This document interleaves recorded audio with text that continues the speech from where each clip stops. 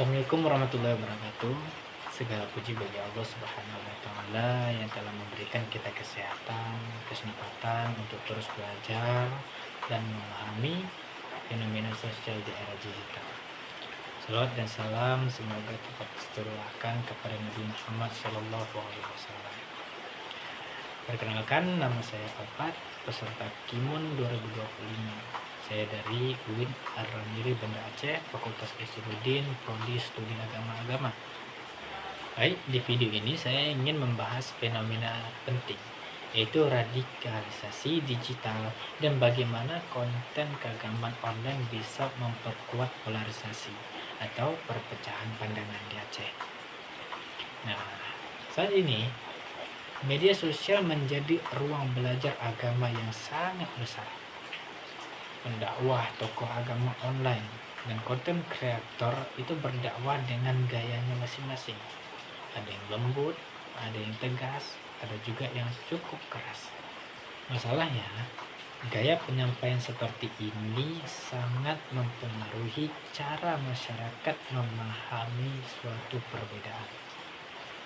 Nah, di Aceh teman-teman, perbedaan pemahaman agama itu hal yang wajar dan sudah lama terjadi dan atau sudah lama ada.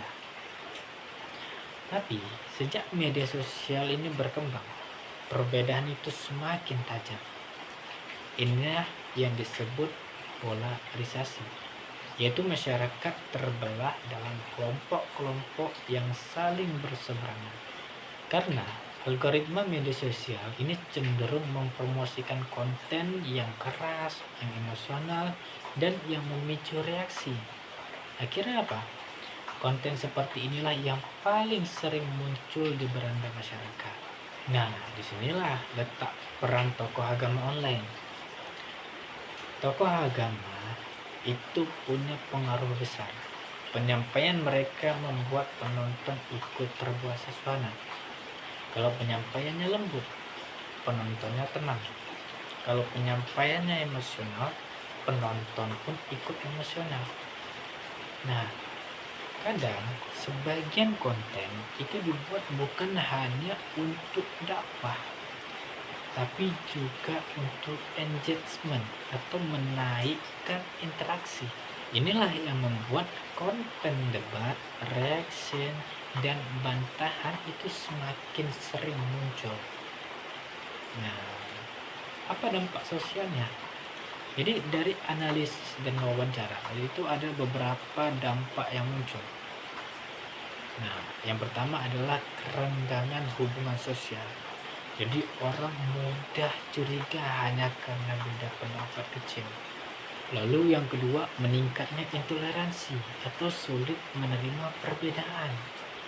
Nah, beda pandangan sedikit langsung dianggap menyimpang, langsung dianggap sesat. Nah, yang ketiga, dominasi emosi dibanding ilmu.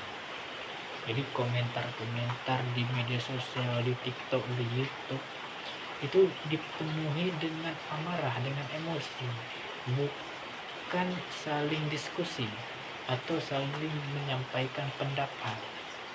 Nah, yang keempat, hilangnya adab berdialog.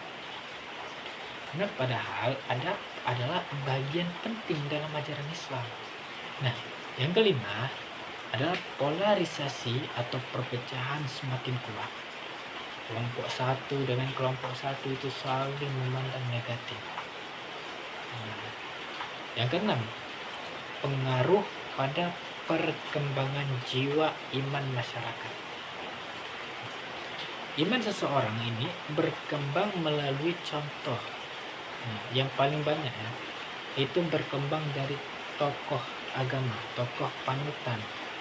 Misalnya seorang anak, dia pasti meniru yang di atasnya, entah itu abang, ayah, apalagi tokoh agama.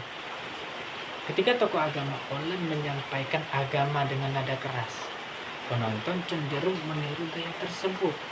Akibatnya muncul kecemasan beragama, ya artinya takut salah. Habis itu fanatisme emosional dan pemahaman iman yang gak stabil. karena lebih mengikuti emosi, bukan ketenangan spiritual. Singkatnya, gaya tokoh agama sangat membentuk kondisi batin dan cara beragama masyarakat. Nah, perlu digarisbawahi teman-teman, di video ini tidak menyalahi atau tidak menentang para pendakwah itu menyampaikan pandangan atau meluruskan akidah. Apabila ada memang beberapa, misalnya ada pandangan yang menyeleweng dari akidah. Nah, di video ini tidak menyalahi itu misi, tapi caranya harus tetap sesuai adab. Karena enggak semua, kadang ada 1-2 itu konten kreator atau pendakwah di media sosial yang menggunakan emosi, enggak sesuai adab. Artinya apa? Isi boleh tegas, tapi penyampaiannya harus tetap beradab. Lalu langkah apa yang bisa kita lakukan? Nah, teman-teman, yang bisa kita lakukan itu yang pertama, tingkatkan literasi digital, kemampuan menyaring informasi, supaya kita nggak mudah terprovokasi.